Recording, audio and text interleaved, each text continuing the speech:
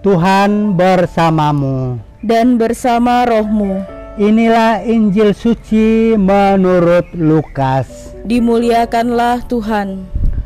Sekali peristiwa, Yesus berkata kepada murid-muridnya, akan tampak tanda-tanda pada matahari, pada bulan dan bintang-bintang, dan pada bumi. Bangsa-bangsa di bumi akan ketakutan dan bingung menghadapi deru dan gelora laut. Orang akan mati ketakutan karena cemas berhubung dengan segala sesuatu yang menimpa bumi ini, sebab kuasa-kuasa langit akan bergoncangan. Pada waktu itu, orang akan melihat Anak Manusia datang dalam awan dan segala kekuasaan dan kemuliaannya. Apabila semuanya itu dimulai terjadi, bangkitlah dan angkatlah mukamu, sebab penyelamatmu sudah dekat. Oleh karena itu, jagalah dirimu, jangan sampai hatimu syarat dengan pesta pora dan kemabukan serta kepentingan-kepentingan duniawi. Dan jangan sampai hari Tuhan tiba-tiba jatuh ke atas dirimu seperti suatu jerat. Sebab ia akan menimpa semua penduduk bumi ini. Berjaga-jagalah senantiasa sambil berdoa, supaya kamu mendapat kekuatan untuk luput dari semua yang akan terjadi itu, dan supaya kamu tahan berdiri di hadapan Anak Manusia. Demikianlah sabda Tuhan. Terpujilah Kristus. Umat beriman yang terkasih, Pax et Bonum. Semoga Tuhan memberikan damai dan segala kebaikannya kepada Anda sekalian. Akan tampak tanda-tanda pada matahari, pada bulan dan bintang-bintang, dan pada bumi. Bangsa-bangsa di bumi akan ketakutan dan bingung menghadapi deru dan gelora laut. Itu kita dengar tadi pada ayat 25. Ibu bapak, saudari-saudara dan anak-anak yang dicintai Tuhan, kekacauan yang mirip dengan teks yang baru saja dibacakan tadi dapat ditemukan dalam kitab Kejadian bab 1 ayat 2. Bunyinya, bumi belum berbentuk dan kosong, gelap gulita menutupi samudera raya.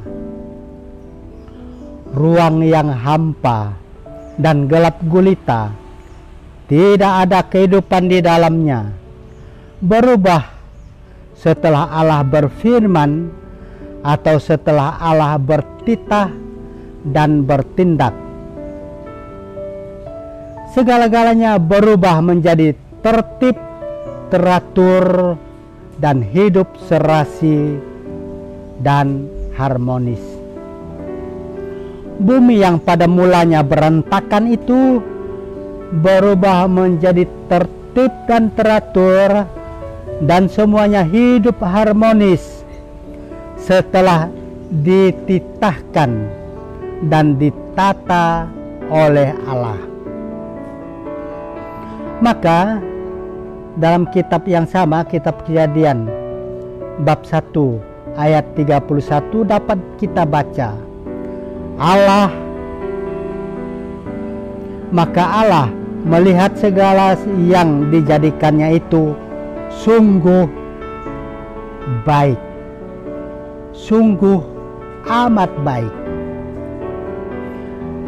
Umat beriman yang terkasih, setiap perubahan, apalagi perubahan yang berskala besar dan menyangkut kepentingan yang paling penting, menimbulkan goncangan dan kadang-kadang juga menimbulkan kekacauan untuk sementara waktu. Tetapi karena perubahan itu akan mendatangkan kebaikan dan manfaat yang lebih hebat daripada yang sebelumnya, dan semua unsur yang terkait dapat segera menyesuaikan diri, maka stabilitas akan segera pulih. Umat beriman yang terkasih, mungkin ada yang bertanya-tanya, mengapa pada minggu pertama Advent ini dibacakan atau tepatnya diwartakan Injil tadi yang bernada pesimistis dan sepertinya menambahkan kekhawatiran atau kegaduhan, berhubung kita masih merasa tertekan karena pandemi COVID-19 yang belum berlalu ini. Ya, firman Tuhan hari ini membuat kita tersentak dan waspada.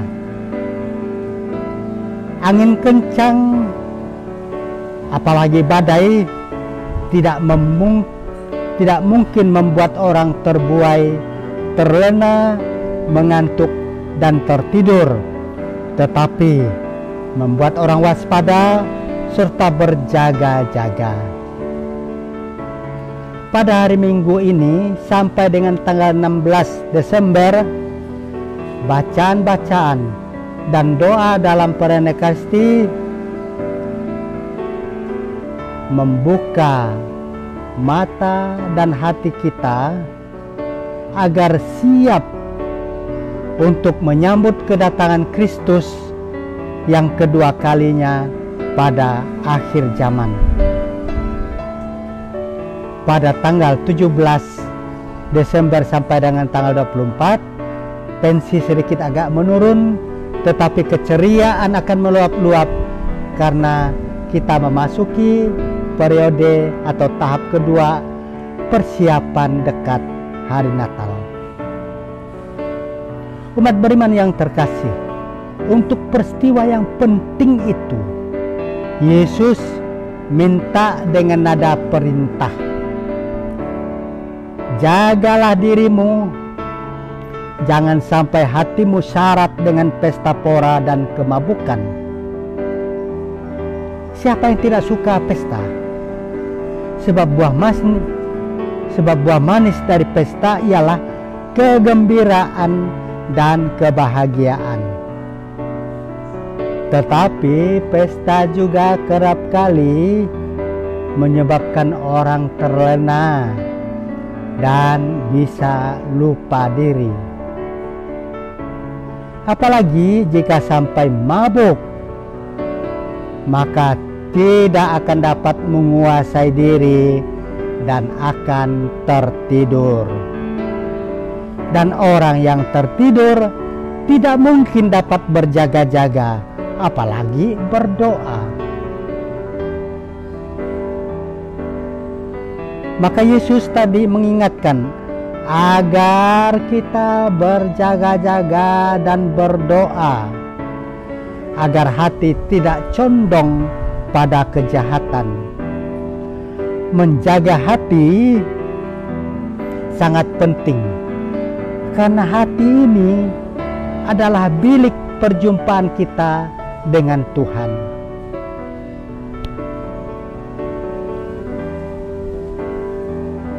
Jagalah dirimu, jangan sampai terlena oleh kepentingan-kepentingan duniawi, sehingga hari Tuhan terasa seperti jerat.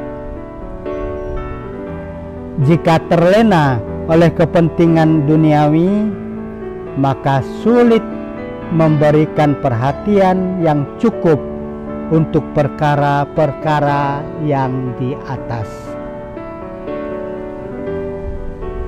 Umat beriman yang terkasih, berjaga-jagalah senantiasa sambil berdoa adalah satu paket dari nasihat yang sering kita dengar. Hati-hati ya, waspada ya. Mengapa penting berhati-hati dan waspada? Sebab jika kita waspada, hati-hati, berjaga-jaga sambil berdoa, maka kita akan tetap kuat, tetap setia, tetap bersukacita, dan tetap tangguh menghadapi situasi yang paling sulit pun. Sehingga saat menghadapi situasi yang paling sulit, hidup rohani kita terjaga dan tetap baik, bijak, dan tidak kehilangan iman. Semoga Tuhan menganugerahkan damai dan kebaikannya untuk Anda sekalian. Pax et Bonum.